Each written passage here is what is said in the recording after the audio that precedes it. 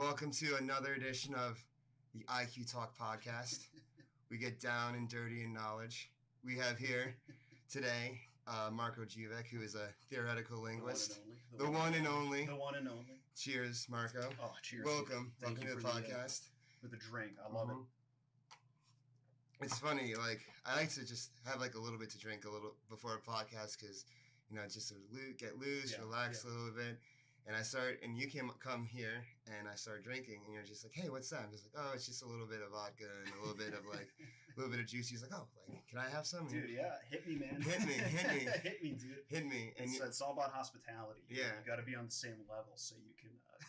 Exactly, and you said you're Croatian in origin, right? That's right. I'm totally Croatian. I'm also totally American. It's like one of those weird things, but I've been both since birth, so... Okay. I speak English pretty well, obviously, Yeah. I speak Croatian, but I've traveled a lot, lived around the world. I definitely feel the American part because when I started traveling abroad, Right. I didn't realize how American I was until I did. Right. You don't realize it when you're kind of in the fish tank, but when you're out of the fish tank and other ones, you're just like, wow, I am different and I am American as fuck, basically. Right. What are the biggest differences that you've noticed as in your opinion? The biggest differences I've noticed is kind of just my enthusiasm and the way I talk. Right. I feel like I'm originally from New Jersey and New York, and I'm very direct and out there. When I'm enthusiastic about something, I'm not afraid to say it. Maybe some cultures are a little more reserved, Right. And so I noticed that. Also, abroad. It's how there's Florida in America, and people in America view Florida as kind of a little bit nutty.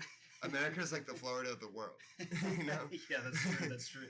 No, that's true. Yeah, I hear a lot of stereotypes about Americans abroad. Usually, it's that they're loud and they talk too much and they're too happy is the thing. And so it's actually pretty funny. Too happy. They're too happy. So when I took my first Russian class in college, it was really funny to me because one of the things they told us, it's like a Russian language class. They're teaching us the Russian language. That's all, you expect that, but they gave us some cultural advice as well, some cultural tips. And one of the tips was when you're in Russia, don't smile too much. They're going to wonder what your problem is. Why are you smiling so much? What's so great that you're smiling in America, it's the opposite. In America, it's the opposite, exactly, if you're not smiling. And the other thing was they told us when somebody asks you, how are things? Like, how's it going? Don't say, great. Things are great, which is it's like standard in America. But in Russia, you've got to be honest. It's like, things are good. Things are okay. And if you say great, they'll be like, oh, really? Why? Oh, really? Is there a country that's in between America and Russia? Is there somewhere that's medium? In between.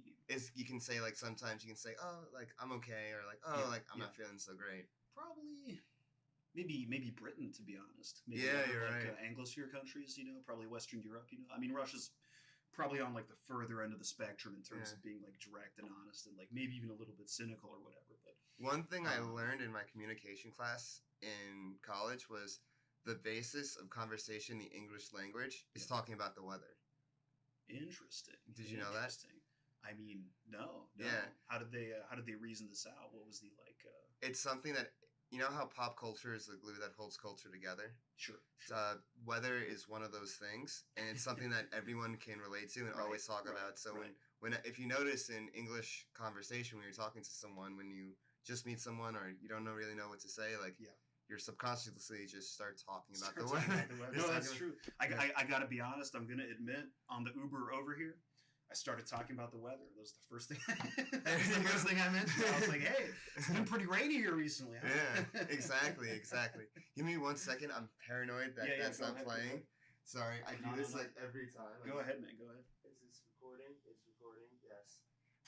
I was telling Marko before the podcast started that one time I did one of these things and the volume wasn't working. And so I recorded a whole podcast and the volume wasn't there. That was back in my, before IQ Talk in my Bitcoin for Plebs days. But anyways, I see it's working. Good name, by the way. I like that name. Thank you. That was kind of my blog where I wrote, it was kind of like a journal for me where I wrote all the stuff I learned about crypto at the time from listening to Sam. and I just wrote it down on paper, like on a blog, and for me to retain information and share it with the world. Yeah. And once I wrote everything I needed to write down, I kind of stopped. And I would interview people for it and whatnot, but enough about me. How about you? Well, hey man, you just ask me whatever questions you want to know. Here we go. Let's see. I mean, you guys just got hit up by Mabot on Twitter, like I was saying. He said, "Hey man, love your writing. I've written a couple articles now. Love your writing. Going to put you on Everpedia." And I was like, "Great. Don't know who you are, and what is Everpedia?" And now I'm here. It's good. It was, as Shay-Z would say, it was all good about a week ago. It was all good. It was all good. No, it was great. It was great. Dude, I love Twitter for this reason. It's like it's like you make a Facebook, and the people who are contacting you, it's like your third aunt twice removed that you like never met, but she likes all your posts, or it's like just people you knew from high school, and it's like, all right, I guess this is fine, but then you go on Twitter and it's like just people from all over the world who are super interesting, just hitting you up, and it's like, oh, dude, this is great. This is great. I love it. That's why I love the internet, because it just completely cuts like the bounds that that were in the way before of connecting with people. But think about it. You can connect with anybody in the world with a tweet. You can just go and tweet the president like that instead of like writing a letter. Before in the 1800s, you had to like wait in line to talk to the president. You had to wait for hours, and now you can just send it to them. You had to wait, weeks or whatever it is, weeks, months, days. I mean, just to communicate with people that you knew who were far away. I mean, the telegram was like the telegram. Now we have a different kind of telegram. Exactly. Now we got a different kind of telegram. But it's like when they invented the original telegram, I think I read stories where they were like, "Whoa, what is this even? Like, this is freaking dark magic. Like, how does this even work?" And it's like now we take it for granted. You can honestly, the internet just seems like dark magic. I mean, it basically is. Yeah. But if you think about where the internet really started in Silicon Valley in the 60s when they were building it up, at the time, people were taking a lot of psychedelics. And so you kind of had this mix. Oh, yeah. Oh, they still are. And they still are. They still are everywhere. But you had this mix of these people taking psychedelics and these psychonauts and technologists kind of mingling together to create kind of the foundation of what the internet is today. Oh, yeah. And I'll make one note. One guy who's very interesting as far as this goes, and who I mean, super interesting guy. And if you look at his life history and the things he's done, he kind of his name is Stuart Brand. He's I think president or fellow or something of the Long Now Foundation, which is you might have heard about this 10,000 year clock project. They're trying to and Stuart Brand was like if you go look into his history, he was one of the he was like kind of a big hippie guy. He had this big hippie magazine that was very popular. But two other things he was famous for were he was involved in popularizing LSD in the 1960s in San Francisco. And he was also like one of these guys that all the early tech people were into, right? And like, so this guy's like just doing all this interesting stuff. And like, arguably Stuart Brand is like the guy who created both who introduced LSD to America and introduced Silicon Valley as we know it to America. And like in some ways, just very interesting, very interesting. Even proving my point definitely more. Definitely look him up, podcast listeners. Can you give that name one more time? Stuart Brand. Stuart Brand. Very interesting guy. Interesting guy. Stuart Brand. Definitely got to look him up. Anyways, here we go. So can you tell us a little bit about your early life? So were you born in America or Croatia? And where did you travel in the world growing up? Yeah, so I was born in Croatia. I had American citizenship from birth and whatnot, though. Like I'm super American, guys. I'm probably more American than I am Croatian. That's that's just how it is. Yeah.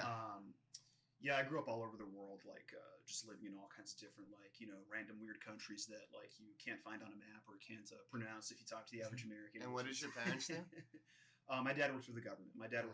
So I was moving every couple of years, and so it's like now I'm doing this linguistic stuff, and it's like growing up, I was just exposed to so many different cultures and languages like all over the world, and I grew up bilingual, speaking English and Croatian as well, and it's just like when you're really in that environment as a child, you start to notice things about all these different languages. It's like if you grow up in America, you're speaking English the whole time. You maybe have some kids who speak Spanish or who are immigrants in your class, but like they speak English too. You don't really talk to them too much. You got your you got French 101 or Spanish 101 in school that you like, try and sleep through every time and whatnot. So you don't get too much exposure, but I was really like neck deep in this stuff, basically.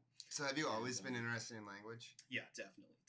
But both my parents spoke like at least 5 languages, like at different points in their lives. And like, yeah, I mean, I lived in Azerbaijan for 2 years, as you mentioned, so I learned Azeri for a little bit, and I was like a kid. I'm like, wow, this is really strange. Like, well, This is a really strange language. Well, they don't have some words that we have. What's going on here? I find Azerbaijan to be a really interesting culture. I actually went to college with someone from Azerbaijan, and I was good friends with him, and he was like such a mix of different cultures in the Caucasus. Like, oh yeah, they look Persian, but they sound Russian, and they are Turkish in culture. Right. And, and who knows what else. Dude, yeah, I mean, like we were saying, it's like so many interesting countries that people just don't know about, like, the flyover countries. The flyover countries, exactly. The flyover states, flyover countries. Yeah, you've got the flyover states, people just fly over them, you're going from whatever, DC to San Francisco, all those like square states in the middle, who cares, but they're actually really interesting, great people there. And then you have the flyover countries, people are flying from London to Singapore, whatever they're doing. Yeah, to Dubai, but hey man, you know what, you should stop by in Azerbaijan or maybe Kazakhstan, because it's actually pretty cool. Yeah, definitely. So how many languages do you know? I like to say I have substantial knowledge of about 6 to 7 languages. Okay. Yeah. I try to be technical with my technical claims. I try to be technical. I got into this linguistic stuff, and it's like, there's if you go online, it's like, if you just type in learn Chinese in like 1 week, like the joke I have is like learn Chinese in 20 minutes if you follow my method. Like there's a lot of gurus so just out there. One weird trick to learn Chinese. Yeah, exactly. One weird trick to learn Chinese in 20 minutes. Chinese people hate him. How does he do it? How does he do it? Like, yes, there's like a lot of gurus like that out there. There's a lot of books that are claiming all kinds of crazy things. You have the same thing in many industries. Like you have this with weight loss and diet, basically. Like a lot of people making claims like follow this diet, you'll lose 50 pounds in 3 months. Here's how I did it. You'll see advertisements for this, and language learning is pretty similar. A lot of people want to learn languages. A lot of people want to lose weight, and it's as it turns out, extremely difficult to do. Do both.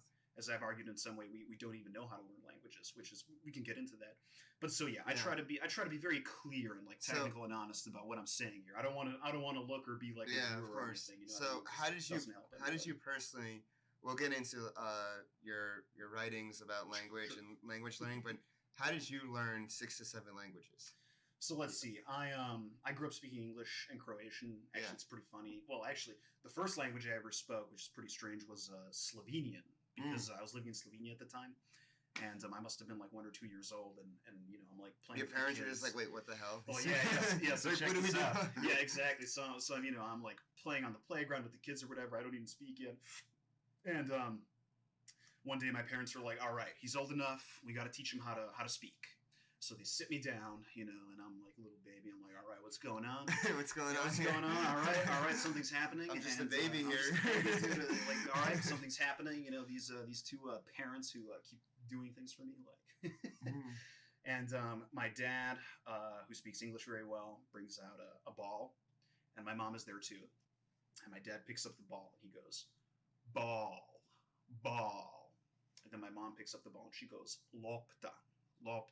Like in Croatian, and I'm looking at them and I'm just like, joga, which is Slovenian, and they're like, what? Yeah, I'm like, dude, what are you talking about? This is joga, dude. This is a joga. What are you trying to pull on me? And so it's like, yeah. So I actually spoke Slovenian first, but I forgot that later, obviously, baby. But learned English and Croatian. I used to have a Croatian accent when speaking English, and now it's the opposite. Strange things about languages, man. They're fascinating. I learned French and German in school. I learned a little bit of Azeri about the time I must have been 15 or 16. I sort of got into like, learning languages is cool. I should just do it on my own time. I don't have to do this stuff in school. Like I can just do it myself if I'm interested. And I discovered Duolingo actually, which at the time was in a pre-beta. So I was like, oh, this is great. Like this is going to be the thing. Like I used Rosetta Stone a bit, but it's extremely expensive, as you know. And like, I'm actually using Duolingo right now. Nice. Yeah, no, I highly recommend Duolingo to anybody right now who wants to learn languages. It's like it is one of the best resources out there at the moment. I think its method is fundamentally flawed, but I think that about everybody. So don't not trying to And we'll get into that later. Yeah, we'll get into that later. I think Duolingo is great. I used it a lot, and started using it. Learned a bit of Spanish. Tried out a bunch of the different languages. I got to college eventually, and I studied Arabic, German, Russian, and Latin. all at once based. I got to college now. I was like, all right, like here I am. Really, all of them. Yeah, all no, the different seriously, scripts. yeah, no, dude. I mean, if they would have let me, I would have studied nothing but languages the whole time. But unfortunately, that's not a major. Yeah. You have to study literature and calculus at some point. At least you can do that in your free time now. Exactly, Yeah. exactly. Well, yeah, that was my reasoning, and so they were like, all right, you have to take courses that aren't language courses. Where'd you go to school? Northwestern. I went to Northwestern. Okay. So I had a good time on the lake or whatever. But yeah, so I'm studying all these languages, and they're like, come on, you need to specialize, you need to major. You can't just learn languages the whole time. And I was It's like, why not? Yeah, dude, I was good at it. Like, Honestly, I really enjoyed education it. would be Really better enjoyed that it. way if they just learn what you want. It would be. It was really funny. Like when I was there, I was just got to sip on that vodka, my friend. Yeah, I'm almost done with mine. I'm just, I should have brought the bottle in here. Should have brought the bottle. I should mean, just if you want to I'll probably get get it. it later. I'll just All right, put it on the side. I'll edit this video. And good, just, good, yeah. good. What was I gonna say? I was, it's like when I got there, I was, I knew they wouldn't let me study, an unlimited amount of languages, obviously. So I picked like Arabic, German, Russian, Latin, and then I was at the study abroad fair, and I was going around and trying to figure out study abroad, and I was like, I was trying to convince all the departments that they should let me study abroad in Israel because you have Arabic there. You have a lot of, ancient antiquity sites. Maybe I can do some Latin. Maybe there's some archaeology or something that I could do. Like, who knows? I was just, brainstorming. Yeah. And there's a lot of Russian speakers and maybe even a few German speakers. A lot of, Israelis are from Russia by heritage or whatever. And, like, none of them were having it. None of them were having it. They were like, Israel, what are you talking about? Like, if it's Russian, it's like, no, you go to Russia. If it's like Germany, you go to Germany. It's like, no. Like, there's no creativity here. No. Like, don't get too excited. So I've never been south of the equator, unfortunately. But really? A lot of cool stuff down there, I hear. So. And you're so well traveled. I know. But just the northern hemisphere. But then again, there's so much less land in the southern hemisphere. That is true. It's a lot more water. Yeah. People forget 70% of the world is covered in water. In fact, people forget that the entire world's not the northern hemisphere. There's the southern hemisphere as well. Exactly. I mean, I was there's this cool website called thetruesize.com. Thetruesize.com. I'm trying to enunciate that everybody hears it. Basically, it's like Google Maps, but they coded it such that you can you type in a country, and then you get this outline of the country on the map. And you can move it around the map to see how big it is, really, because every map has like what is the true size of this country? Exactly, and you can move it around, and it's like, dude, Pacific Ocean is huge. I was playing around with it. I put 5 Russias in the Pacific Ocean, and I still had room left over. And it's like, yeah, dude, people forget about this. A lot of water out there, dude. People forget how big the world is. Dude, they forget. I mean, dude, it's a big world. It's good. A lot of languages there. A lot of yes. What do you think? So, what do you think about how basically how English is the main language of the world, it's like kind of lingua franca of business, of culture, funny term, in fact. Lingua franca, but you have a lot of indigenous and smaller languages becoming extinct. What do you think about that? Do you think that's just a natural process of things? Well, so what? They say there's like 8,000 languages in the world that linguists have identified or whatever. It's actually interesting. It's like actually much like colleges in America. There's like 5,000 colleges, but there's probably only like 50 or 100 that people know of. It's kind of the same thing with languages.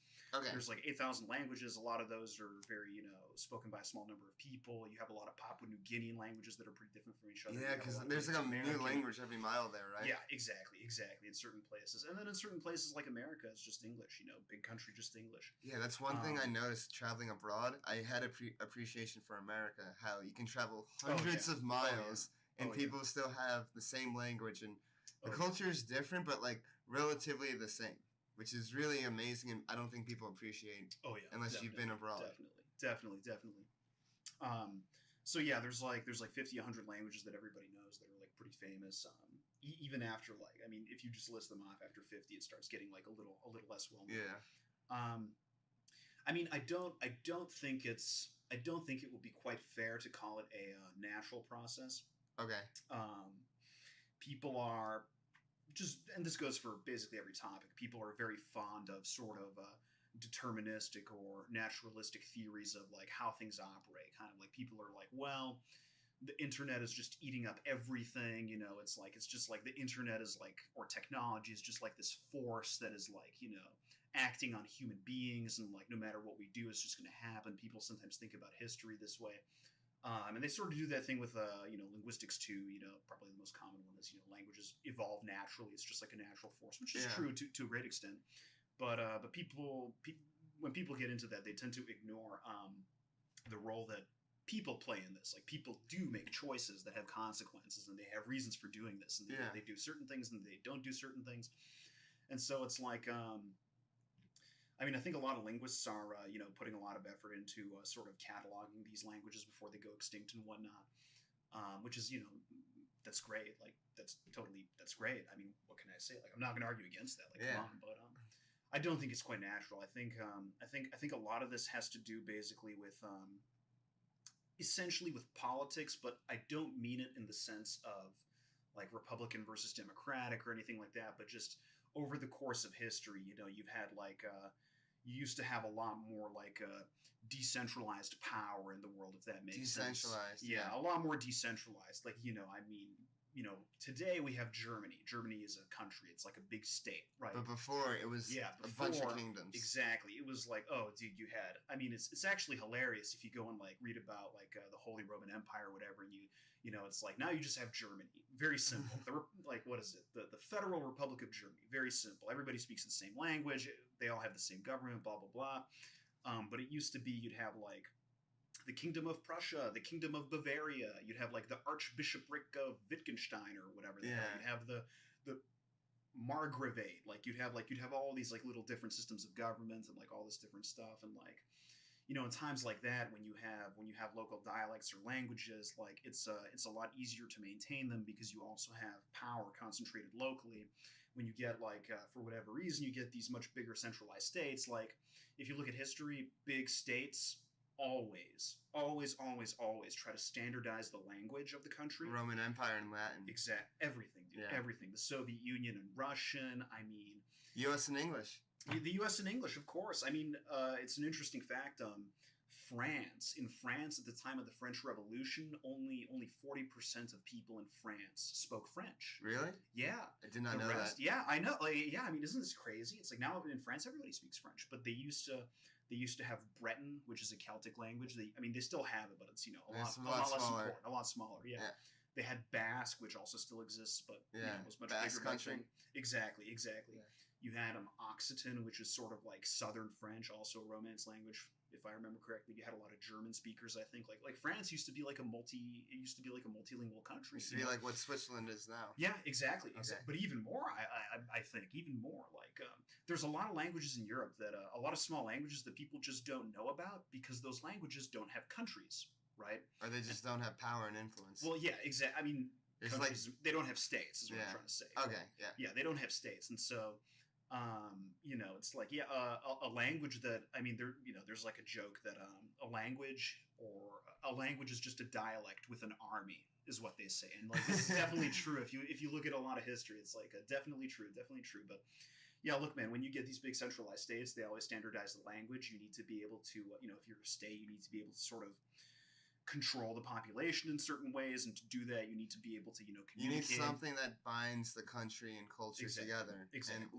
And the foundation of that is language. Because if everyone's speaking a different language, then they can't communicate with each other. How are you going to rule them then? You can't. So you need to standardize it. And so I think basically a lot of these languages are fewer and fewer people speak them because they basically don't have states behind them. And like I'm not trying to be anti-state here or anything. It's just how it is. But there are a lot of state-backed programs to like revitalize like local languages. Like if you go to Ireland, they have a lot of stuff to like promote the Irish language. Like you may or may not know, English is not actually the native Irish language. It's Irish Gaelic, maybe they call it. Yeah. You have like Gaelic languages in Scotland, Celtic languages in Scotland, like. So yeah, that's basically my opinion. I remember think it has a lot to do with I was history. abroad. I was in Rio in 2014. Like when in my time studying abroad, I was studying in Florianopolis, which is a city in southern Brazil. But I went to Rio during the World Cup final, and I stayed at a hostel. And there were these Scottish fellas at this hostel, and when we got drunk together, I could not understand a single word this dude was saying. I was like, oh man, he was Scottish, but I'm just like, oh yeah, I was just nodding like, yeah. dude, the same thing happened to me actually. I was like, what is he saying? Dude, let me tell you about this. I visited Scotland one time, and I was in Glasgow, and it's like it's like a big party city. Like it's actually they have like the lowest life expectancy in Glasgow of any developed city because they party so hard, basically. And it's like, I mean, wow, like you'd think, but quite the accomplishment. Yeah, I mean, dude, like so you got to put a lot of effort into to achieve that, and so. I was there and like I'm at this party and this clearly a Scottish guy comes, and starts talking to me and it's like loud music and stuff and he's like, Mama, and I'm sort of listening to him and I'm like, all right. I didn't understand a single word that guy said, but he was clearly speaking what sounded like English. Exactly. And so I'm like, all right, I don't know this guy. I'm just going to nod and smile and laugh. And then I do that. And then he looks at me. He's like, why are you laughing? Yeah, exactly. And then I'm like, all right. I have no idea what you're saying. Yeah, I'm like, I'm sorry, dude. I didn't know what you were saying. And we repeated this like 3 times for like 5 straight minutes. This guy was talking, and I was like, dude, I don't know anything you're saying. That's what Brazilians tell me when they go to Portugal because their languages, their dialects are so different. Interesting. Yeah, they are very different. Yeah. And so when they go to travel to Portugal, it's like they're speaking a different language, and that made me think: do Romance languages evolve faster than Germanic languages? Because English faster. Yeah, because people from America can understand people from Britain pretty well. Sure. But people from Brazil can't understand people from Portugal, and if you go to different Spanish-speaking countries, you kind of see the same thing. Right. I mean, I think it's still pretty mutually intelligible. Yeah, definitely intelligible. Yeah, but I will say it is very fascinating. One very fascinating fact is that generally English speakers from around the world, I mean, like, look, the English-speaking world is huge, right? You've got Canada, America, you've got a lot of Caribbean islands that speak English. You have Britain, you have Ireland. You have a lot of English speakers in China. Yeah, you have a lot of English speakers in China. You got Australia, New Zealand, I mean South Africa, like a lot of like English dialects. And something that's very interesting, I mean, Jamaican is Jamaican's like, everybody knows the Jamaican dialect of English. Yeah. And it's very interesting that generally English speakers from any one of these countries don't have too much trouble understanding English speakers from other ones. But this is often not the case for non-native English speakers who learn English. Yeah. And they learn like one dialect, for example. And like when you're learning any language, you basically have to learn a dialect if you want your speech to basically sound consistent. Like so in India, I think a lot of people in India, when they learn English, they sort of learn like a British version. This is the case in Europe as well. Often, in the Americas, probably American. And like, so for example, my mother, she learned English as like a foreign language, and like she's told me, she's like, yeah, I mean, when Scottish people talk, like, no idea, nothing, no idea. I just don't get it, like, because it's not what she was taught. But native English speakers have an easy time, and I think there are parallels to this in other languages as well. I think it has to do basically with the I think there's a lot of cross-cultural sort of penetration of media and travel, and so a lot of a lot of English speakers in America are exposed to, like, I don't know, Doctor Who or something. They hear English speakers as they're growing up. They see them in TV shows or movies. They kind of learn to understand what they're saying and how how the dialect works. That reminds me, when I was younger, I would watch, when I was like 13 or 14, I watched the British version of Skins when that first came out. Right. And when I first watched that show, I was like, I have no idea what these people are saying. Every other word was wanker this, wanker that, and I'm just what is the slang? But eventually I picked it up and I was like, okay, I understand what they're saying. But when you're an English speaker, it's easy to pick up the slang overall if you just notice the patterns and stuff. And so that leads to my next question: is language just patterns? Yeah, that's it. That's all it is. I would say yes. I kind of just view learning a language as you're trying to like get a fire going, and the fire is fluency, and you're trying to like rub sticks together or rub rocks together, and that's kind of the learning process of it. But like once you learn how to do it, you get the fire going, and it's just natural. Right. Yeah, that's how I view it. Well, it should be that way. I actually think it could work a different way, which is my big idea to change the world. So we were talking language is just patterns. Yes. Speaking of patterns, do you notice a similarity between language and DNA? Because DNA, language is information kind of organized, and language is kind of a way that consciousness able to express itself. Yes. And yes. DNA is a way for biology to express itself. Yes. So do you see a commonality between the two? I think there are definitely commonalities, in terms of insofar as they are structures that encode information. Mm-hmm. I wish I knew more about DNA. I could give a much better answer, but I just took high school biology, so yeah, it might not be the most just high school biology. Yeah, it might not be the most galaxy-brained answer, whatever. You got the galaxy-brain memes, but I read this book. I read this book a few years ago called The Cosmic Serpent. Yeah, and it basically was by this anthropologist named Jeremy Narby. Yeah, highly recommend this book, and he basically goes through the comparisons between molecular biology and Amazonian shamanism. Interesting. And it's really and one of the things he mentions, and one of the things I learned in Brazil, is that in indigenous languages, the word language translates to spirit. Interesting. So what do you think about that? And actually, if you think about it, like if you read the Bible, like God spoke the word and life was formed. Oh yeah. And so not just in indigenous languages, but even in our Western Christian languages, the word brings life. The word brings reality. So what do you think about that? Man, we're going deep here. We're going deep. This is good. We're going deep. We're going all the way. None of the small talk. We're going deep. So yeah, this is very interesting.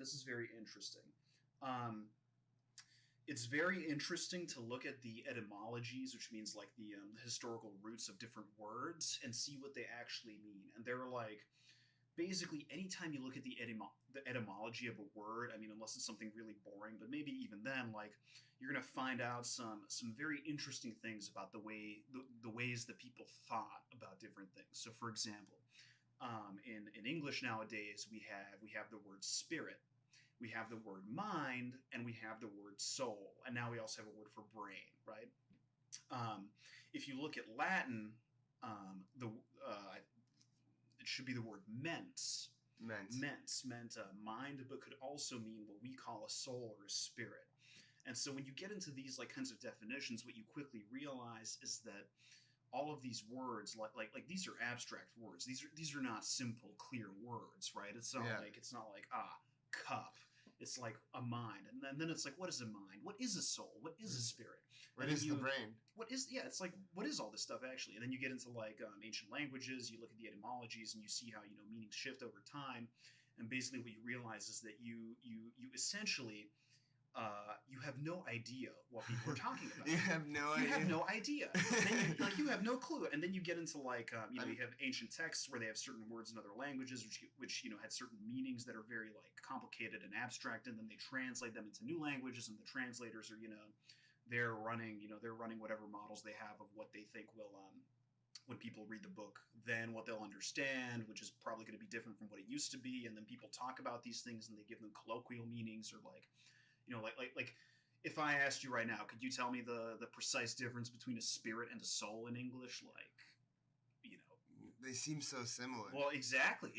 But are they? It's like I don't know. Like, we don't really know. Like, to really understand what's going on, you really have to do a lot of research and like get into like what the roots of these things are. It seems like language is just getting more and more specific, and as kind of society and its needs evolves, the words that accompany go with it. Well, people definitely invent new words all the time to express concepts that they're talking about. And an interesting or they recycle old words. Yeah, they also do that, which certainly doesn't help with the confusion. And so it's like the logos. God speaks the word is a very interesting one. So logos is ancient Greek. Yes, exactly. So logos is the Greek word for word, basically. And so that's a really interesting one to me. And I think basically what the essence of what is happening there is they say Christ is the logos, right? Christ is the word. And so I think basically, interesting, Christ means the Messiah. In fact, Christ it's not his last name per se, right? It's not his last name. It means the Messiah, right? Jesus the Messiah, the Savior. And so what's interesting is I think what's going on there is basically there's this idea that the world is chaos. It's disorganized, and actually, if you look at like the very first lines of the Hebrew Bible, what is it? It's like in the beginning, God created the heavens and the earth was without form and void, basically, right? It's chaos. It was chaos, right? there was no order, right? It was chaos. It was entropy, you might say, if you're a physicist. And I think what's going on with and then God creates the world, and basically what happens is God brings structure to the world, and structure is rational. It can be understood. It's not random. It's like there are things that we as human beings can see and understand and make sense of. So God is organization. God is order. God is organization. God is structure, and He brings structure to the chaos. And I think it's interesting that logos comes into this, because in a very serious way, language is extremely ordered, which is one of my core ideas that I don't think is really well represented in the ways that people learn languages nowadays, which, again, we've been saying we can get to that in a second. we're really going all over the place. We'll get to that later. We'll get to that Hold later. on, folks. We're going to get to that. We're going to get to that. But yeah, it's like language is extremely structured, and it is, in fact, what people use to communicate information about the world. And the interesting thing about language is that every single thing you say in any language is structured in some way, right? And the structure is key. Without the structure, people wouldn't be able to understand each other, right? Yeah, it's like the grammar and syntax and all that stuff. Yeah, I mean, you could even consider the vocabulary in a way to be structure, although it's less like it's less in a nutshell than the grammar and the syntax, maybe. And so I think what's basically happening is that they sort of recognize that at the time.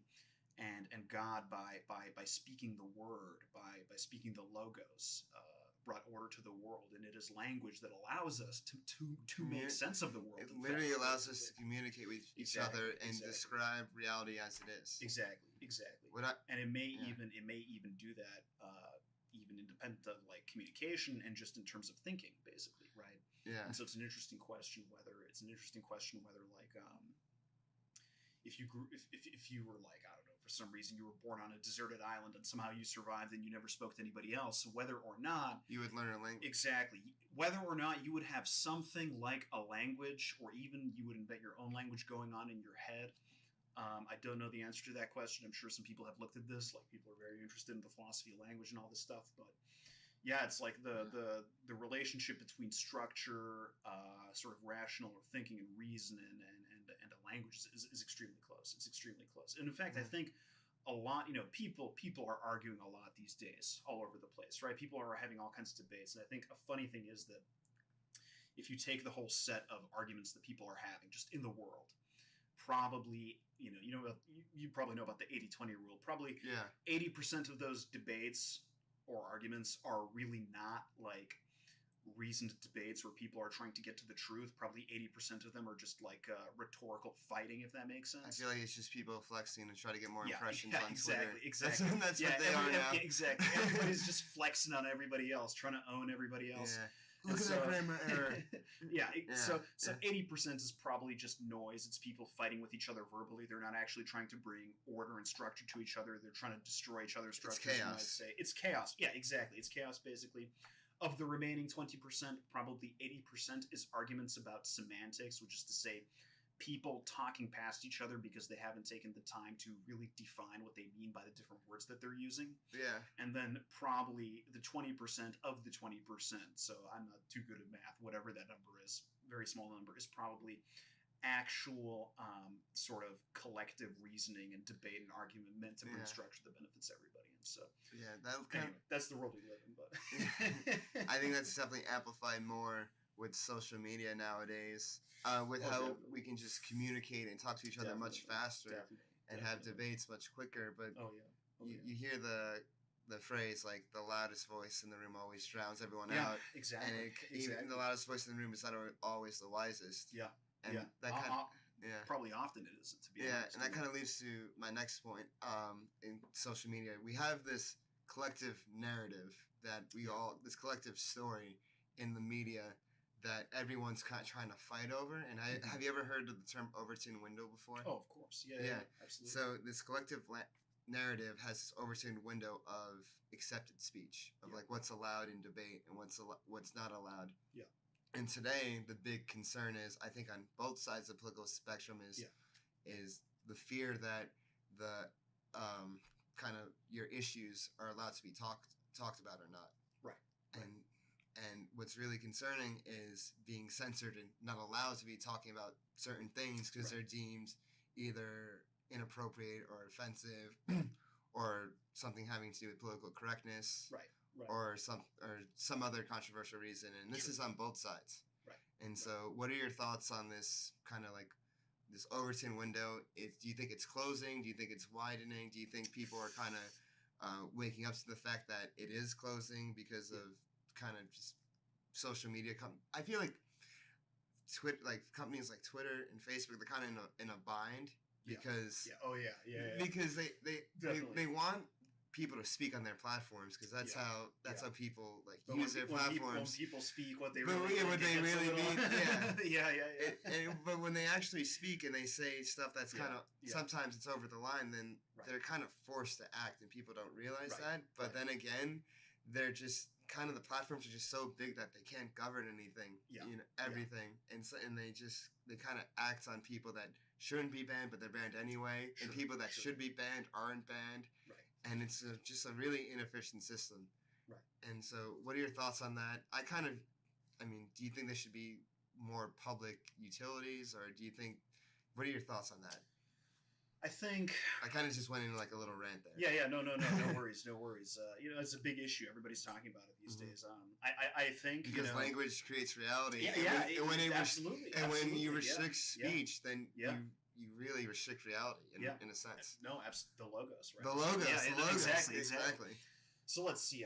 Well, first of all, I think it's very interesting that this whole all these issues with the tech companies and social media is becoming something that's very mainstream, because it's like, man, I'm not even that old, but I remember it's like 2019 now. Like even 10 years ago, it's like Facebook and Twitter. Like, what was that? Like most people like Twitter. Like I'm not on Twitter. Like Facebook was just something college students used to interact with each other. Exactly. Yeah, and now it's a thing for old people. Basically, it's like wow. It's funny how it evolved from something where college students in the mid 2000s and even late 2000s they put everything on there, and then later as more people got on, they got in trouble for it. And now like Twitter's kind of the same thing, but it's even worse because tweets that you tweeted 7 years ago when you were a completely different person in a completely different mindset, you get in trouble for it. And so it's interesting how social media has this record of like what you said and what you did in the past. I kind of had this like it's definitely unnatural, basically. That's why it's very unnatural to people, I think. Because people are used to like and this is what I mean. It's like 10 years ago you post stuff on Facebook or Twitter and you just don't care because it's like, dude, it's the internet. It's not real. Nobody cares. But the internet is real. Well, the internet's become real in the last 10 years. If anything, it's become more real because one thing I've noticed at Everpedia working here is culture is created on the internet now. Oh yeah. Even if something happens. In a way, I probably read this on Twitter somewhere. I forget where, but you don't even remember these days where you read things. But somebody said, in a way, the internet has become so pervasive that real life is just a performance for the internet, which is the real life, if you see what I mean. And it's like, you see this in many ways, right? Like, and it's not surprising. You just look at how much money and how many careers and how much status and how many people's personal relationships and so many things they value in the world are totally dependent on the internet now. And this is part of the problem with like Facebook and Twitter, and Instagram. And there's a whole bunch of them now, like WhatsApp, and it's like, basically, I think. Well, another thing I'll say is I think what's happening with the social media companies is not actually a new problem. Okay. In that I think people have. I don't think social media companies have increased polarization in society. I think they've just made it more legible, if that makes sense. I think people were polarized before, but it was hard to perceive that if you were an individual person because... So you think social media shined more of a spotlight on it? Well, yes, because it gave people the ability to sort of say what they think all the time. Like, it's like you're, I don't know, it's like you, this is going to be a funny metaphor, but it's like you have a sewage system and you have like a little 1 foot pipe. Yeah. Right. And there's some sewage coming out, and then and it's like, oh well, there's sewage, but it's not too bad. We're not going to worry about it. But then somebody invents new technology. Now the sewage pipes are like 100 feet wide, and that's social media. Now there's just a tidal wave of sewage, and everybody's like, oh my god, like what's going on? I've never thought of that. It just opened the floodgates. Is what I'm trying to say. Basically. Yeah. And it really has, and unfortunately, because of our human nature, it's usually the negative stuff that comes mostly into the fold. Yeah, I mean, dude, look, man is a you know, man, must have been Aristotle or Plato or something who said man is a social animal or something. But it's like, yeah, dude, man is a violent animal too. Like, you know, man loves to fight, and so social media. I mean, look, like people focus on the negative aspects of social media. But there are certainly many positive ones. Like we wouldn't have met each other right now if it wasn't for social media. And it's like, look, like that's nothing. People definitely highlight the negatives much more than the positives. And I think one of the positives is the networking abilities of social media. If you use social media right, you can reach out to anybody, talk to anybody, and if you finesse yourself right, you can pretty much do anything. Like personally, that's how I joined Everpedia. Yeah, is how there you go. I saw Mahmoud post a Facebook status looking for interns in 2016, and I just sent him a message. And the next thing I knew, I was making Everpedia pages, and the next thing I knew, I bought a one-way ticket to Los Angeles, and here I am. There you go. Here you are. There you are. Dude, I know. And it happened so fast. It's great. No, I think it's an amazing thing. And I met you last week on Twitter. I know. I was introed to you by Mahmoud. And I'm just like, wait, this guy, I read your interview on Hacker News. I was like, wow, this is really fascinating. I need to interview this person. And he just happened to be in LA. Yeah, and I'm just like, here. And it's like, look, man, interviews used to be limited to like what, major newspapers and like big TV channels. And it's like, now, dude, anybody can interview. And it's like, why is it any less legitimate? I mean, you know, no offense to the media or whatever, but you know, you're probably as smart as any of them, and you know, you're pretty good at interviewing. I'm pretty good at speaking. It's like, let's just do it. We can distribute it. Honestly, I'm surprised you're not in more interviews because you're an excellent speaker. No, I mean, I've heard that. Yeah. I mean, you know, I won't brag too much. I will say my verbal IQ is definitely much higher than my mathematical IQ. I'm very bad at math, so you know it's a trade-off. Same, don't worry. In college I specifically avoided math classes. Dude, yeah, me too. Tell me about it. I've actually never taken pre-calc in my life. I think I did pre-calc in high school, and like I was okay at it. Then I did calc in college, and I was like, what's going on? I mean, it's funny because I'm doing like Arabic and I'm like, oh, this is easy. And then I do calc and I'm like, gee, oh my God, what's going on? In college, instead of taking calc, I took logic instead in philosophy. Ooh, nice. Oh, I wish I took some, philosophy school. And I took it my first semester of college, and going into college, I'm just like, oh wow, like college is gonna be really hard. I have to really prepare for it. And honestly, my first semester of college was probably my most productive and smartest. Same here. Yeah. Because after that I was like, wait, like I kind of like over prepared, but it was a good thing because I took some of my hardest classes my first semester. Nice. And so when I learned logic, I was just like, wow, this is like really fascinating, but really hard. I had to really work at it. And then I learned in college the first computer programmers, they actually were philosophers because they were the only ones that knew logic. Yeah. And if you think of computer programmers, they're coding languages and languages, computer languages. Do you see comparisons between computer languages and normal languages? Oh yeah, absolutely. Is it all just logic? Oh yeah, I think it is in many ways, and I actually think that basically like, and so let me get to my big idea. Okay, let's go. Run out of time. The big idea. Yeah, my big idea. Honestly, we can keep this going. We can keep this going for a long time. I've got all day, but.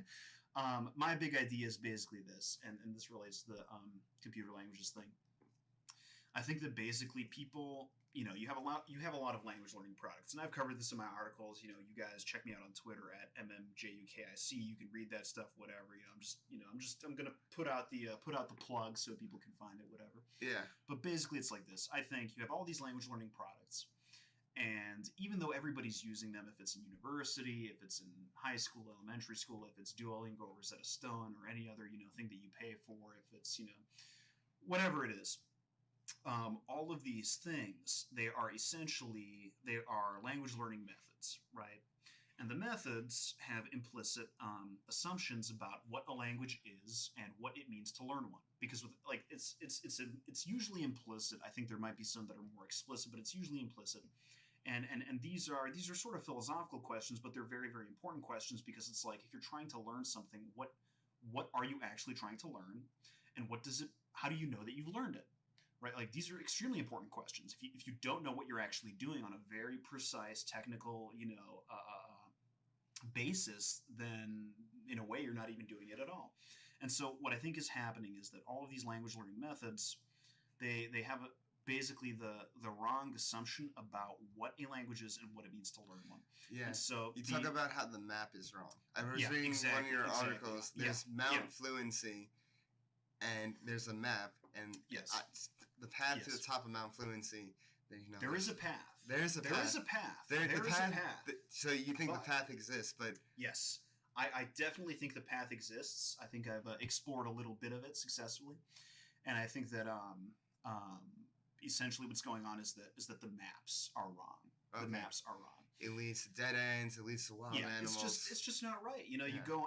It's like if language is a mountain and the top of the mountain is fluency, and you're a hiker or a language learner, and you really want to learn this language to fluency. I talk to a lot of people, and it's funny. Like I keep hearing, when I present my ideas, I keep hearing the same sort of talking points, and it's like I say talking points that has a negative connotation, but I just mean the things people say, and people are right. I mean, it's funny. It's like I tell people, I think nobody actually knows how to learn a language, because I know tons of smart people who do all this work and use all these methods and do all this stuff and all this study, and years and years go by and they never really become fluent. And nobody ever tells me, oh, that's bullshit. I know a guy who spent 2 years on Duolingo and now he's a translator in Spanish or whatever. What they say is, well, you have to do immersion. Right. And to me, that's very interesting, because it's there's kind of an implicit understanding that everybody has that all these methods don't really work, but it's better than nothing. But if you really want to get ahead, you have to immerse yourself, like you were talking about earlier, like with Brazilian or something, which is totally true. I think immersion is great. I've done a lot of it. But it's not practical. It's not practical. That's the problem. And then people say, well, I just don't know if it's possible to do it practically. And it's like, well, that's an interesting question. I think it's worth exploring, because if you do look at language, it's not really, it's very structured. It is all patterns. And the cool thing about patterns is that you can learn them. Yeah. And when you learn them, you can predict what happens next, basically. And that's why when you learn one Romance language, the next one's easier to learn. Exactly. And that is absolutely true. And this is somewhat recognized in sort of institutional contexts, where sometimes you'll have college courses that are like Portuguese for Spanish speakers or something like that. Mm-hmm. But it's not really something that is tightly integrated into the model that people are using for all these language learning methods. The model that they are using, and my last article was about this, is basically this. A language is that which you speak, listen, write, and read it. That's essentially the whole of the model. And the idea is that a language consists of these 4 skills, right?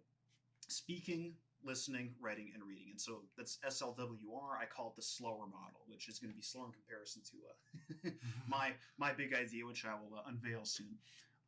We have all the time in the world. We have all the time in the world, man. Hey, there's no rush, man. There's no rush. And so basically, what they do is, and you see this with anything you do, when you take any kind of language learning class, basically they'll have you'll start off with, like, you're learning Spanish. They'll start off with buenos dias, and then you'll have hola, and you'll have yo soy Marko, and whatever. You'll start with like basic phrases. You'll have like a basic phrase. You'll learn how to read it. You'll learn how to speak it. You'll learn how to recognize it when somebody else speaks it. You'll learn how to write it, and you just kind of continue that way. Now, there's a problem with this method. If a language is just skill at speaking, listening, reading, and writing, you never really reach fluency, because it means that you can just keep doing it forever, right? Like skills are things that you can basically improve at indefinitely, right? Like there's no success condition that's very well defined. Basically, it's like if you want to be a chess grandmaster, there's a very technical system for defining who is a chess grandmaster, right? There's the Elo Rating System, right? And it's mathematical. If you beat someone, you get like a couple points based on their previous history. If you lose some points based on your previous history. If you reach a certain number, you're a grandmaster, right? Like, it's very clear. It's very technical. You can't really debate it. It's just what it is. But with language, you don't really have this. And so language ends up being something like sort of... trying to think of a good metaphor. It's like, I don't know, it's like playing basketball or something. It's like, how do you know when someone's really good at basketball? Like, do they need to have a certain percentage of, like, I I don't know. You just kind of know. It's like hard to measure. Exactly. It's something subjective. You just kind of know. Now, there's a difference here though, because basketball is it's essentially a pastime, right? Yeah. It's a sport. You know, some people play professionally who are really good, and we know they're good because they're in the professional leagues. But there's no definition of being good at basketball that rests outside of the sort of lived reality of the sort of NBA or whatever. It's like you know somebody's good at basketball because they're playing in the NBA, right? There's no way they're not good. And if somebody is like playing really well on the court, you see them playing on the court and like they look like Magic Johnson, you're like, oh, that guy's good at basketball. So you have kind of you kind of have an intuitive like idea of how good someone is, but the standard is whether or not like they can play professionally. They can actually play.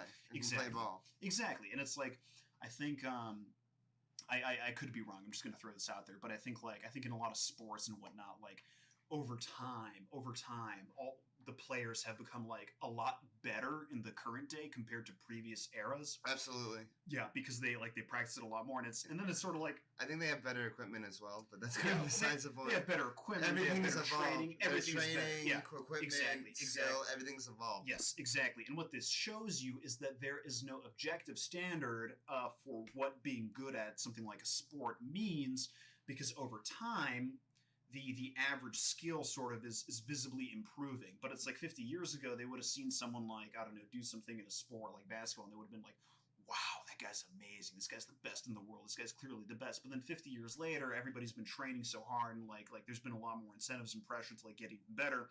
Now that's why it's crazy watch when sports from 50 years ago. It's like, oh, these guys are amateurs. You know, it's crazy. Seeing Wilt Chamberlain play in the 60s and 70s, because he was meant to play, if you watch him, in like much later in like the 90s, 80s, 90s, maybe 2000s. Right. Because he was so ahead of his time. He dominated the court like no one else. Right. He scored 100 points in a game. No one. That's wild. They had to change. Wow. Think about. They literally had to change the rules of the NBA because he was just taking advantage too much of the old rules. Wow. Well, and this goes to my point basically. Yeah, exactly. There's no objective standard. It's kind of a relative standard. It's like an intuitive standard, which is fine for a sport. You know, that's totally fine. But language is not so much a pastime. Language is something extremely, extremely important. In fact, it's so important that, you know, I think Christianity is the biggest religion in the world. They say that God is logos. He's the word. He is the language. This is a super important thing. And so it's even more interesting if you go to a language learning class and you sort of follow the progression, the sequence of like courses and whatnot, you get this model where language is a skill like basketball. And people are fond of even like sort of saying this. They think they're like smarter than everybody. They're like, oh, you can't learn language quickly. It's really hard. You have to spend years. And it's like, yeah, that's true right now.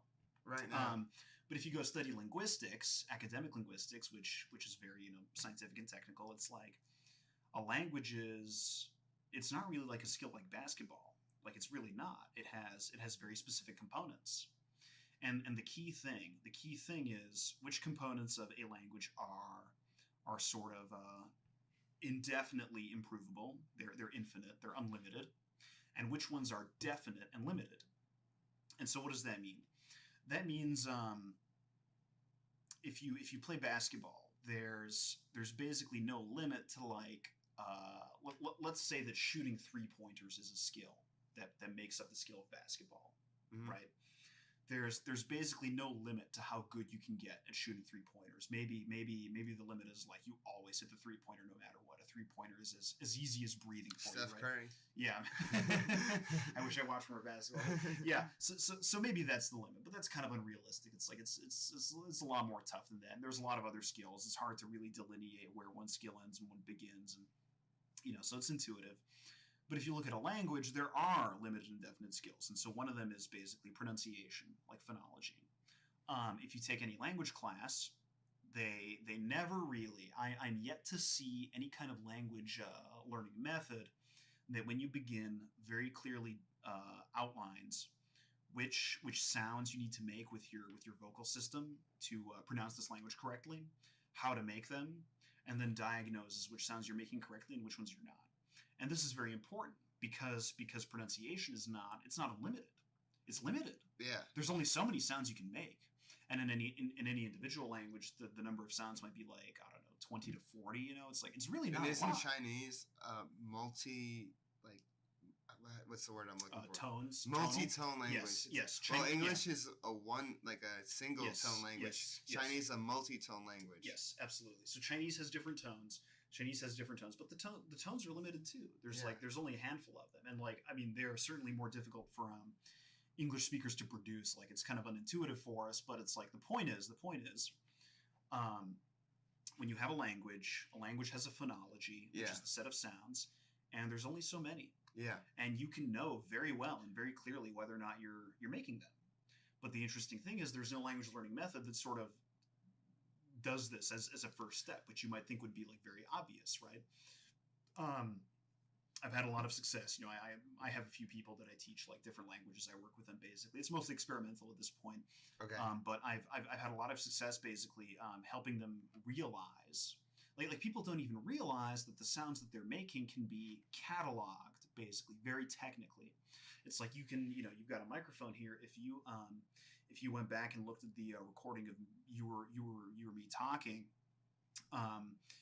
if you knew what you were doing, you could basically separate out every single individual sound that I made, and like this is like an objective scientific standard. Like this is not intuitive, right? Like this is very much it's objective.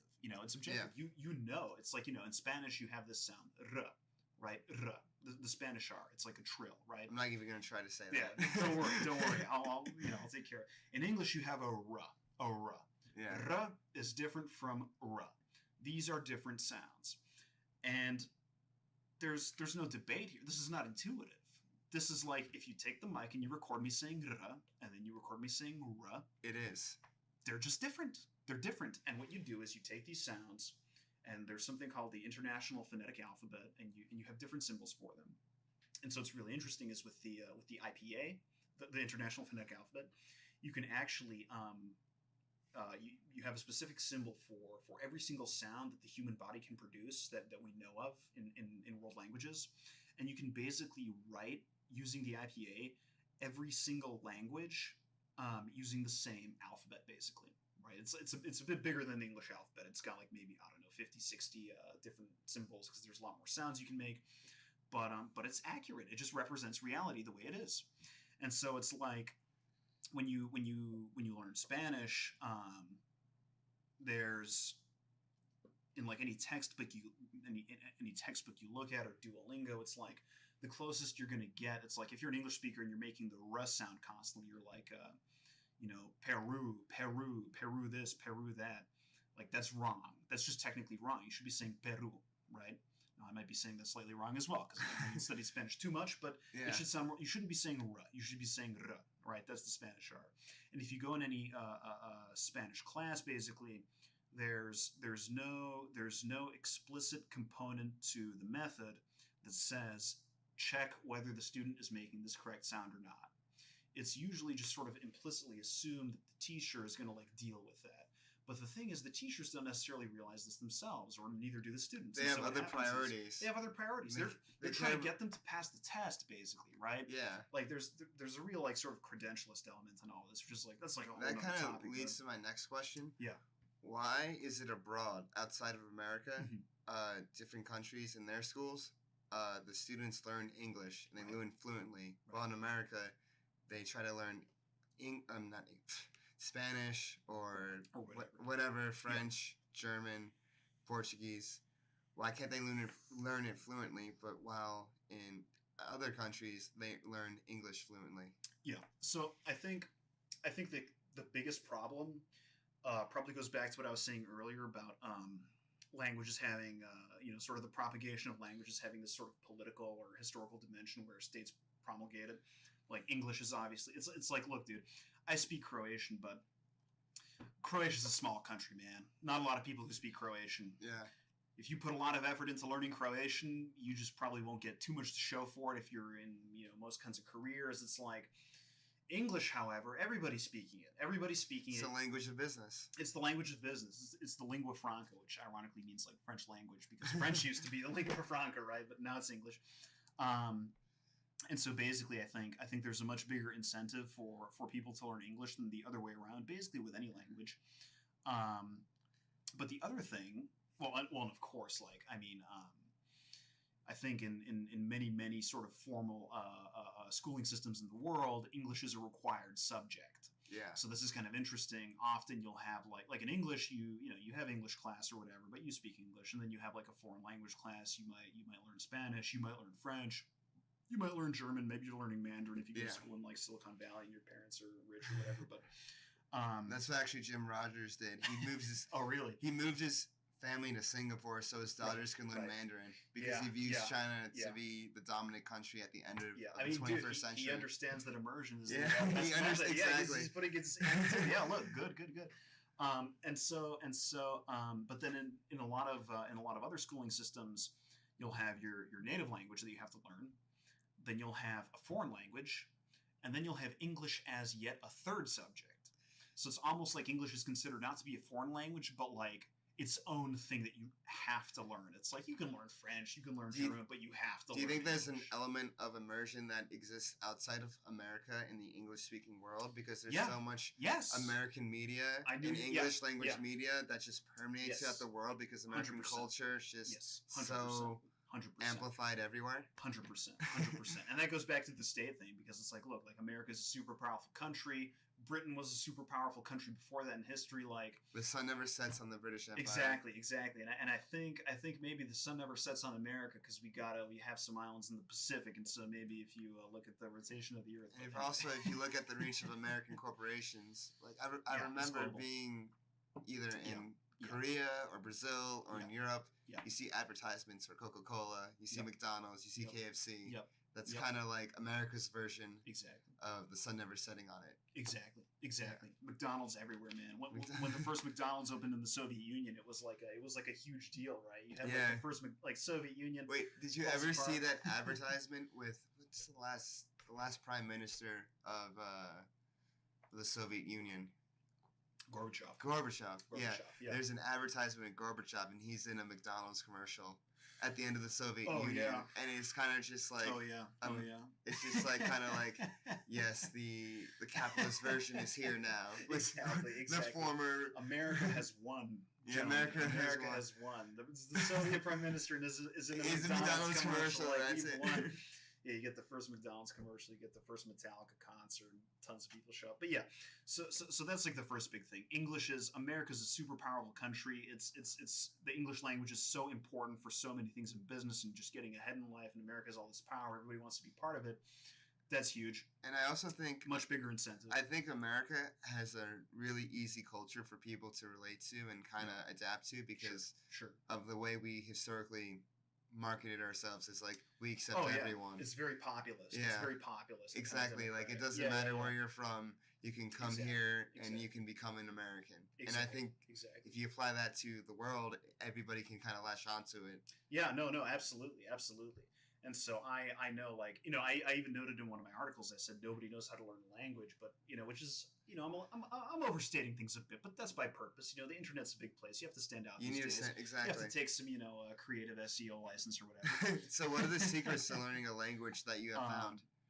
Well, let me just make two more points. Okay. And so the big exception to that is that Europeans and people generally actually across the world seem to have a very easy time learning English, and I think the incentive is a big part of that. I think another part of that is that English comparatively has a pretty simple grammar. Actually, English spelling is pretty screwed up, and arguably so is the pronunciation. But most languages that exist have a much simpler grammar than much more complicated grammar than English does. Yeah. Like English is what you would call an analytic language. Actually, like Chinese too. There's not much inflection, which means the words don't change very much based on what role they play in the grammar. Like and neither does Spanish. Like German would be a better example. Like you can have der Hund means the dog. You have den Hund is like also means the dog, but if it's the subject or the direct object, I don't want to get ahead of you or anything. But it gets more complicated. And English is pretty simple. And you have a ton of media that everybody watches. So anyway, you said what are the secrets to learning a language? I think the actual secret to learning a language is understanding it not as a set of indefinitely improvable skills, but as a set of very clear and technical structures. Patterns. I think patterns, exactly. And I think that when you learn those patterns, it's very difficult to unlearn them. I think if you think learning a language is just memorizing vocabulary, for instance, a lot of people think this, and so they memorize a lot of vocabulary, but they never figure out. I've seen this with very educated people. It's like they I knew this guy who was an American diplomat in Bosnia, and so he spent a year learning Bosnian, like they do with all the government employees abroad. And so, this guy spends a year doing nothing but learning Bosnian, and you would think that after a year he would have a pretty good command of the language. And it's like, sure enough, he knew all the words, but when he spoke, he still basically had a lot of trouble with pronunciation. He had trouble with the grammar, the syntax. He had huge trouble with the grammar. And what I've started calling this is he was speaking English using Bosnian words. Let's put it that way. You might if you just memorize a bunch of Spanish vocabulary as an English speaker, and then you try to speak Spanish, you might not end up speaking Spanish so much as speaking English with Spanish words. Exactly. Mentally, you're using the same English grammatical structures. You're using the English patterns, but you're replacing the individual content with what you've memorized. Yeah. Now the problem is this is absolutely not what you will not be perceived as fluent if you do this. People will immediately know that you don't speak the language, right? And so what's interesting is that I think this is actually a lot more important than the vocabulary. Because it's like, look, like the English language has like, I don't know, 1 million words maybe, according to like the Oxford Dictionary. Like, I mean, who knows how many it is technically. And if I asked you, or you asked me to list every single English word, we wouldn't be able to do it. Like, there's no chance. We'd be like, I mean, how would we even begin? Like, we don't even like think about it. So you basically think that the way we've been teaching language is wrong because we focus too much emphasis on vocabulary and memorization, but not enough on grammar and syntax. Basically. Okay. Specifically, I think there needs to be an understanding that phonology, as in pronunciation, orthography, as in writing. This is simpler, and structure, which is to say grammar and syntax, are very clear, very technical sort of structures of the language. Yeah. That people are in fact able to learn, and that if they learn them, they will have a hard time forgetting them. Because they're not arbitrary, and this is maybe getting ahead of myself a bit, but they are in fact transferable between different languages. I think they point to something common to not all languages at once, but common to many languages, like between each other. Not, I'm getting ahead of myself a bit, and that the only thing that is sort of indefinitely improvable, that has no very clearly defined success condition, is in fact vocabulary. Which is to say the content of a language. And the way I like to think about this is this. In math you have mathematical functions, right? I know neither of us are too good at math, but I think we get this. You have mathematical functions. And you have a function, and the function has an input, and you put the input into the function, and the function produces an output, right? And so I like to think of language as actually something like a mathematical function. Language is a mathematical function, and the most important thing is in fact the structure, the grammar, and the syntax. And the input is vocabulary. It's the content. And then the output is meaning. And so what does this mean practically for learning languages? I think it's a huge tragedy that so many language learning methods, in order to be more appealing or try to seem easier and more successful to new learners, they try and de-emphasize the role of grammar and of syntax. Usually on the basis of, it's too boring, it's not important, you'll learn it like automatically. But that's everything. That's the whole thing. That's the train tracks, and vocabulary is the train. Yes, exactly. And if you don't have... Oh, that's a good metaphor. Yeah, exactly. If you don't have the train tracks laid out, no matter... Exactly. You can't run a train on the ground. Otherwise, Exactly. I mean, there's a great news article I saw, which was winner of worldwide French Scrabble championship does not speak French. Yes, that perfectly describes it. That says it all. Has the train, but doesn't have the train tracks laid out. Biggest train of all time. He knows every single French word. He has a luxury train laid out for him right there. He's memorized every word in the French dictionary, and yet this guy could not speak a sentence of French. Yeah. And so you ask yourself, well, wait a minute. How is this possible? How's this even How is possible? this even possible? He knows every word, but he can't speak it. It's like, and when when you look at it, your average native speaker doesn't know that many words either, But what? So if they don't know that many words, if the English language or any language consists of 1 million words, But the you average really need to native know speaker- a small amount of them to be able to communicate with others. Yes, you don't need to know exactly, 1 million words. exactly. You might need to know 1,000 or something, right? Well, it's kind of hard to define the number. I think. Yeah, it depends. It varies per person. I think basically it's context dependent. Okay. And so the true successful language learning method is going to have to account for context of the learner when it comes to vocabulary, but only for vocabulary. For phonology, orthography, and structure, which is to say grammar and syntax, there are very clear, limited things you need to know. You need to know to be fluent. And it's funny because it's like if you... Seems like that would be easier. It is easier. I think it's a lot easier. I think like we focus on the hard part instead. Yeah, I know. It's like we have it all... Yes. Oh. Excuse me. It's like I got really enthusiastic. Dude, I'm glad. I'm riling you up. Exactly. No, I'm very interested and passionate about this because, as we said earlier, language creates reality. Exactly. And so that just fascinates me personally, especially somebody in media and Everpedia like myself. But continue. So basically it's like this.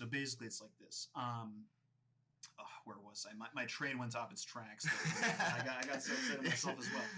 So I think well, you're right. We focus on the hardest part, the vocabulary, which in fact, the pyramid flipped upside down. Yeah, exactly. The train flipped upside down. Exactly. We start with the hardest thing. It's like, and so this goes to sort of my core point, which is that I think, like I've made this point before, like nobody knows how to learn a language. There's literally, I've looked into these numbers. It's like, I think most people in the world have probably tried to learn a foreign language at some point, right? Definitely most people in the West have tried.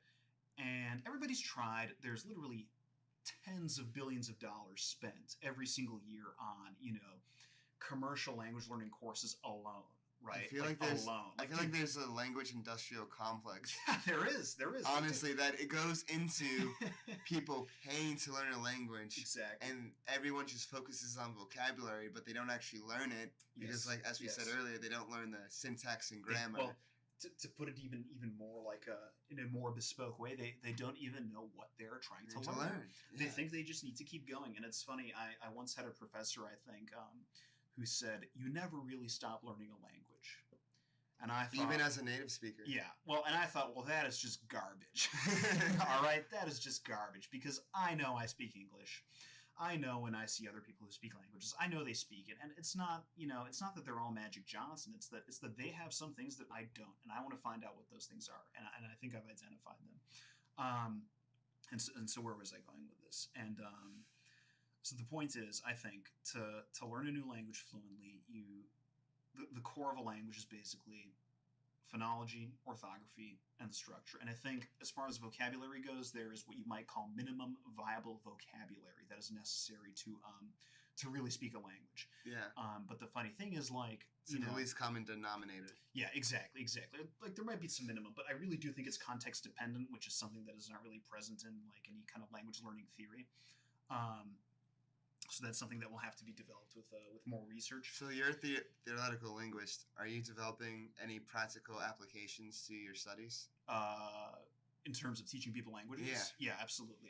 I mean, that's my goal. That's my goal. That is absolutely my goal. And you're actively working towards that now. I'm actively working towards that now. And like you said earlier, you're experimenting with different methods. Exactly. And you're basically laying down the train tracks. I'm laying down the train tracks, or at least I'm trying to. Look, I might fail. That's totally fine. Like, but your life is long. You got to do things. Honestly, you just have the path for someone else to take over. Take over the reins. Like, look, I mean, I've got my Twitter now. I joined Twitter like a couple months ago. I'm writing articles. It's like I'm meeting cool people like yourself. Yeah. I totally want to build a community around this and like get more people talking. It's like I'm not hubristic enough to think that I'm like the only guy who has good thoughts on this. Like, I really want people to join me. I don't know if anybody else has the same thoughts as you or is doing the same stuff as you. I don't think they are. I do think I'm unique in this sense. Yeah, I do. Exactly. But I don't think I'm the only one who's capable of it. I think I've just noticed something interesting, and sometimes, it's like sometimes you're just lucky enough to have noticed something like that. Yeah. And then you can bring the good news to people, and they can join you, and you can, go. It's like, hey, look what I found. Come follow me. Hey, guys, check this out. Yeah, it's like, I have this good anecdote, basically. Like, I think I have some practical proof of my theory. I learned Russian for about a year and a half in college formally. Yeah. I mean, there are other anecdotes I can get into, but basically, after a year and a half of learning introductory Russian in college, it's like I didn't speak Russian fluently, and I still don't speak it fluently. I wouldn't say I do. Yeah. This is why I say I have substantial knowledge. I've spent a lot of time working on the theory of language. Have not spent too much time trying to get my skills up to fluency per se. I will be doing that soon to really prove my theory. So you guys can hold me to it. Let me go back to this interview. Yeah, we'll go back to this interview. Yeah, like 5 years. I mean, dude, I'm gonna do it a lot sooner than that. But I'm gonna try and prove it. But I have some working evidence. It's like I spent a year and a half learning Russian by any sort of mainstream measure. I'm not fluent in Russian. I have not spent too much time learning Russian. It's like, I don't really speak Russian. But, I was reading about geopolitics one day. I'm interested in, foreign policy, this kind of thing. Yeah. I was looking into Russian thoughts on geopolitics, and I found this book written in 1912 by this Russian military officer called Our Situation, which is about this Russian. He's an interesting guy, Colonel Von Damme, I think, something like that. That might have been a pseudonym, but he's this Russian guy. He wrote a book in Russian about Russian geopolitics like 100 years ago. Never been translated into English. And I thought, well, I'd really like to read this book, but it's not in English. And I don't speak Russian, so what do? I thought, well, it would be really nice if somebody translated it. And I thought, well, I have this theory. What if I just tried to translate it myself? And I translated 2 chapters.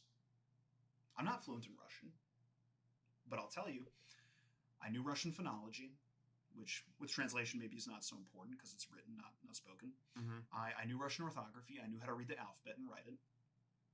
And most importantly, I understood to a great degree Russian grammar and syntax, not least because I speak Croatian, which is also a Slavic language, a lot of similarities. And this is sort of what I was getting at with grammar transferability. Yeah. All I had to do to translate this book from 100 years ago in Russian, never translated. I had no help. It's not like I could read another translation and No, you were the only one. Yeah, I'm the only one, and I only studied Russian for a year and a half. I'm totally not fluent. If I wanted to be a professional Russian translator, nobody would hire me because I don't have certification. I don't have a degree in Russian. I'm not a native Russian speaker. And even if you're a native Russian speaker, they probably wouldn't hire you because they want you to pass all these kinds of proficiency tests for Russian translation, which are sort of based on the same sort of SLWR model. Yeah. But I translated 2 chapters of this book. All I had to do was look up all the words I didn't know. I had to look up the content and look, and that's fine because I understood what was going on in the book. Yeah, because you had the grammar and syntax. Exactly. Even if I did not understand the exact meanings of every single word, all I had to do was look them up. But I understood all of the relationships between them, which is actually the key thing. That's your logos right there. That's your structure, right? That's your structure. And even if you're a native speaker of a language, it's totally okay. Logos is structure. Logos is structure. And yeah, that's absolutely. All the institutions ignore. They ignore the logos, and that's why language learning has failed for so long. It's because they ignore the central foundational part of it. Yeah, and this is why I say the bottleneck is theoretical, right? Yes. The bottleneck is not practical. It's not that people are lazy. It's not that people aren't smart enough. It's not that language is so hard that nobody can almost do it. It's that we have not really understood what it is, right? As soon as we understand what it is, we can come up with new ways to learn it, new ways to understand it, and maybe we can succeed. Right? Yeah. I mean, we'll see if this works at scale, basically. I think it will. We'll see. That's basically my job now. I think so too.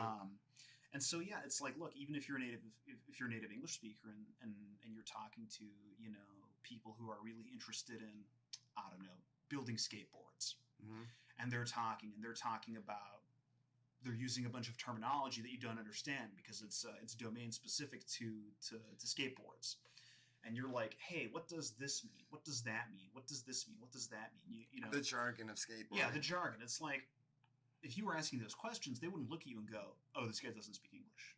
No. They would say, this guy just doesn't know the content. He doesn't know the words.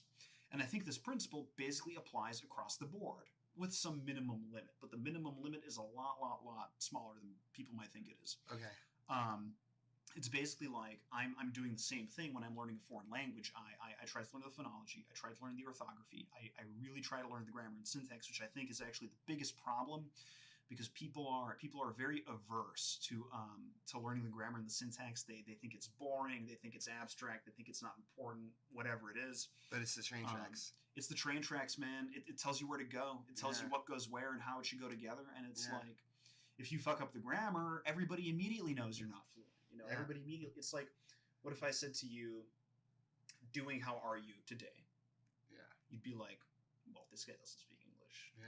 That's one thing I noticed when I was in Brazil back in 2014 is when I really felt like I was getting a hang of the language, I was getting a hang of the grammar. Oh, yeah. And the syntax. And that's when I really realized, I was like, wow, like I'm actually learning this language. Yeah. Yeah. And I think I didn't realize it until now in this interview. Yeah. That fact, which is I find fascinating. And see, I think what the sort of epiphany you were having, the thing that you were realizing, it's not just something intuitive that is unique to you. It's something that basically everybody experiences when they learn the language.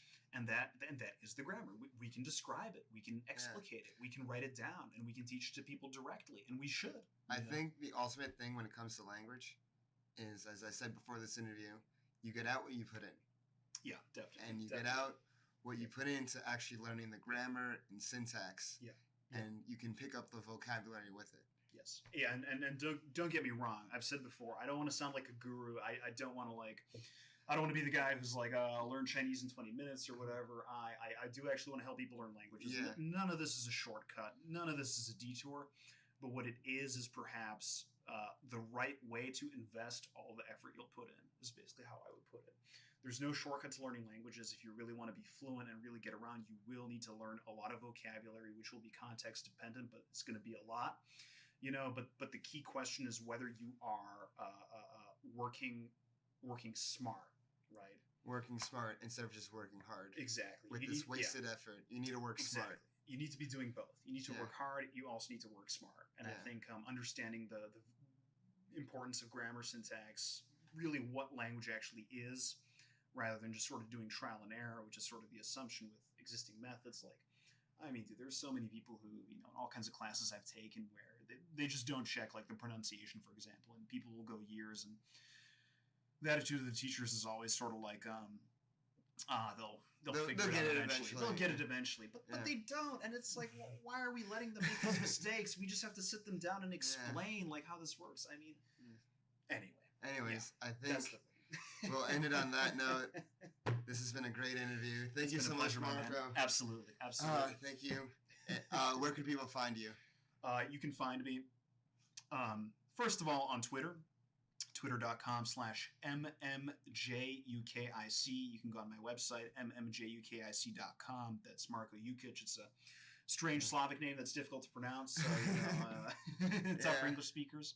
You can find me on Medium, but you can find those links on my website and my Twitter. And I'm happy to hear from anybody, and just keep the conversation going. So. Awesome. Let's keep this going, and I wish you luck on your future endeavors. Thank you, man, and I wish you luck as well. This has been good. Thank you.